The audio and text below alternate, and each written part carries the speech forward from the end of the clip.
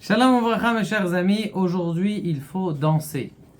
Danser avec du cœur, et c'est ça ce qu'on va apprendre dans notre pépite de Rabbi Nachman 32. Adonai sefatai tiftah, Akadosh Baruch Hu, ouvre mes paroles, ouvre mes lèvres. Ou bechinat, quand on dit dans la tfila Hashem sefatai tiftah ufi agid teilatecha, c'est la danse du mariage. Qu'est-ce que ça veut dire que Hashem sefatai tiftah, c'est en rapport avec la danse du mariage? Qui kolzman shelon etuna lezivou, tout le temps que on n'est pas encore rentré dans la chambre du dénuptial.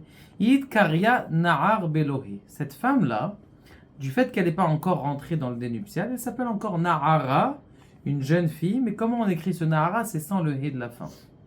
D'ailleurs, on le voit dans Parashat Kitissa, c'est marqué et Nahara, c'est marqué Nahara, on le lit Nahara, mais sans le hé à la fin.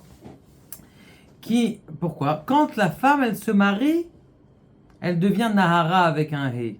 Elle va prendre le hé de son mari. Gematria Shachdinim. C'est un peu de la Kabbalah, c'est extraordinaire comment Rabbi Nachman il a rentré toute la Kabbalah du Harizal à l'intérieur de ses enseignements. Vekad itakan les ivuk itkare Nahara be. À partir du moment où elle est rentrée dans la chambre nuptiale, et bien là, ça s'appelle une Nahara, c'est une vraie femme. Shenimteka adinim aliede he alafim, parce qu'elle a été adoucie avec la rigueur du mari. Comme vous le savez, c'est marqué que lorsqu'on est rentré en guerre, en rentrant en Eretz Israël, ils ont dit là-bas que vous avez le droit de prendre les filles. Maintenant, lesquelles filles vous avez le droit de prendre? Uniquement celles qui ne connaissaient pas d'homme. Pourquoi? Il dit parce que les filles qui connaissaient un homme, elles ont déjà reçu de la rigueur de leur mari. Et la rigueur de qui? De quelqu'un qui était des peuplades, qui n'étaient pas des gens qui étaient encore hébreux. Donc eux, comme ils ont reçu de la rigueur, ils ne peuvent plus maintenant aller avec un autre homme. D'ailleurs, la Gemara, elle dit qu'une femme mariée, enfin ça veut dire une femme divorcée qui veut un homme divorcé, excusez-moi du truc, mais c'est comme 4 personnes dans le lit. Ça veut dire quoi? Ça veut dire tout simplement, ils pensent à d'autres choses. Quand c'est le premier couple avec ta première femme et ta première... Alors ce qui se passe, c'est une vraie union. C'est pour ça qu'on dit tout le temps aux enfants, aux religieux, mes enfants, il faut que la première fois que vous soyez avec votre femme, c'est que votre femme. Pourquoi? Parce que justement, c'est une femme pure, c'est une femme qui est que préposée à toi. Et ça, ils ne comprennent pas les gens. Ils disent, on va essayer, on essaye. Et en fin de compte, après, alors que quand tu es un homme qui a été avec sa femme, eh bien, il y a une création d'un amour qui est spécial entre les deux parce que c'est son premier, parce que c'est la première. Shenimteka adinim, d'accord?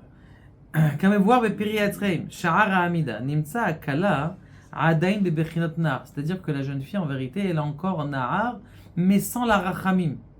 Elle est une rigoureuse. Beprinat shachdinim.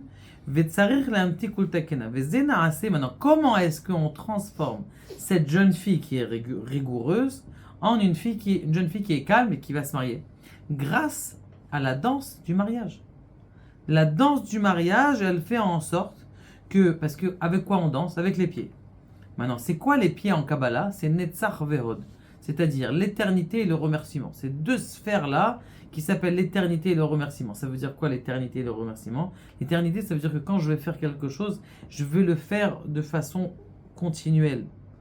La grande force d'un homme, c'est que tout au long de sa vie, il a fait cette chose-là de façon répétitive et il l'a tenue. D'accord? Par exemple, les grands athlètes, c'est quoi? C'est quelqu'un qui tous les jours, il court. Ça n'existe pas un jour, il dit, aujourd'hui, pépère, c'est omelette avec foie gras. Tous les jours, les entraînements, les gens des Jeux Olympiques, tous les jours, ils ont un régime qui est spécial. Même une goutte qui n'est pas... ils disent même qu'un des grands joueurs de football, comment il s'appelle, le plus grand joueur de football aujourd'hui, il fait très attention à sa façon de manger. Pour vous dire que quoi? Que la Netzach c'est l'éternité, c'est-à-dire la ponctualité, le fait d'être stable, et bien ça fait en sorte que cette fille-là, eh bien, elle est arrangée, elle reçoit la miséricorde. Qui a raglaim et bechinot etzarveat vehem mitnasim al yedei alev. Aïnou al yedei simchat alev. Maintenant, comment est-ce que tu arrives à élever cette sphère de l'éternité et du remerciement? C'est grâce à quoi? Grâce à la joie. Ça veut dire la joie, c'est ce qui va te faire lever tes pieds en vérité. Quand quelqu'un il est content, qu'est-ce qui se passe? Eh bien, il commence à danser. Vaïssa Yaakov et Raglav. Extraordinaire, ça fait partie des parachutes dans lesquels on est en train de vivre maintenant. C'est que c'est marqué que Yaakov il était tellement content qu'il a trouvé son zivoug. Il a couru tellement vite qu'il est déjà arrivé plus de 300 km. Libo Nassa et Raglav. D'ailleurs, vous le voyez tellement. Lorsque quelqu'un, on l'appelle, il y a une maman d'un soldat, il ne faut pas lui taper à la porte. Interdit de taper à la porte. Il faut l'appeler avant. Pourquoi? Parce qu'elle a toujours peur que, il y a quelqu'un qui va taper à la porte parce que son fils il est sur le front. C'est pour vous dire que quoi? Pour vous dire que quelqu'un qui est déprimé déjà, alors il est tout le temps triste, même pour taper à la porte. Le contraire, quelqu'un qui est joyeux, d'accord, n'importe quelle chose qu'il va faire, il va la faire beaucoup plus vite. Avec beaucoup plus d'entrain, beaucoup plus de joie, beaucoup plus d'avancée. Velev ou bina. On sait très bien que le cœur, c'est la bina, l'entendement. Alken, tsarir, lechaven, berikudim. Lorsque quelqu'un est en train de danser dans la chatouna, l'amshir alefin shebalev, d'attirer cette joie que tu as. Tu vas pas tous les jours à un mariage. Quand tu vas au mariage, et bien sûr les danses elles sont séparées parce qu'on n'a pas le droit de danser dans un mariage dans lequel les danses ne sont pas séparées. Alidé araglaim, va kala shebechnat chamesh pamim din. On sait très bien que la kala, elle est considérée comme la rigueur. Gematria, char, begematria. Na'ar, va alliéder or alev, grâce à cette lumière qu'elle a dans le cœur et qu'on a dans le cœur lorsqu'on danse, eh bien on peut attirer beaucoup de rachamim tout au long de la vie. Quand tu danses dans une khatouna, ou même tout seul chez toi à la maison, tu es en pleine beau des doutes, tu chantes Naase Nahara, Benaase, 5 pe'amim, le mot Adonai, Sefatay, Tiftach, Ufei, Gitei, Datecha, et Shalida Sfataim, parce que les lèvres en vérité, selon la Kabbalah, Rabbi Nachman, eh bien en vérité, c'est ces deux forces-là. Cette force de ponctualité, cette force d'éternité, cette force de remerciement. Et comme c'est marqué, Merakdim, Besha, Shayu Merakdim, Ayu Mezamerim, Helaya. Lorsqu'il dansait au mariage de Yaakov, les gens, il est parti les voir, il dit pourquoi on m'a pas prévenu que c'était Rachel? Il dit si on t'a dit, hier on a chanté Yalala, Yalala, Yalala. Ça veut dire quoi ça Yalala? C'est Léa, c'est Léa, c'est Léa. Genre on t'a prévenu. On n'a pas chanté comme d'habitude. Si, Manto. On a chanté Yalala, Yalala. Ça veut dire que c'est Léa. Pour te dire qu'on t'a prévenu. Tu t'as qu'à regarder l'enregistrement de la vidéo. On t'a pas trompé. L'irmoz le Yaakov Léa, inou Léa, Alma de Itkassia. On sait que Léa, c'est le monde qui est caché. On a expliqué ça une fois. C'est quoi le monde qui est caché? C'est le monde futur. Le monde futur, il est encore caché de nous. Maintenant, quelqu'un qui amène le miracle et qui dévoile le miracle dans ce monde-là, eh bien, qu'est-ce qui se passe quand il dévoile le miracle?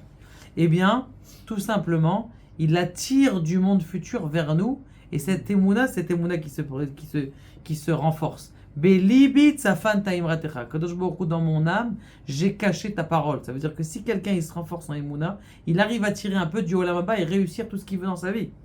Ou mishakamite, c'est de ça qu'on arrive à adoucir la rigueur qu'il y a dans le monde. Kedel la ptikul taken takala, shema lea, l'idée bechinot atzman im taken. Donc juste fait que quelqu'un il a cette conscience de la émouna, que tout va s'arranger à la fin du temps, tout va s'arranger. Dans ce monde-là, eh bien ça, il attire sur lui la solution. Quelqu'un qui, le contraire, il pense je ne vais pas avoir de solution, eh bien il attire sur lui le manque de solution.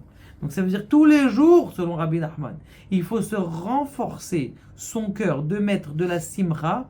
Quand tu es dans la hatuna, tu la prends avec toi la simra, ne la laisse pas là-bas. Vous savez, quand tu danses avec une fille, tu as laissé là-bas le Satan, c'est tout ce que tu as laissé.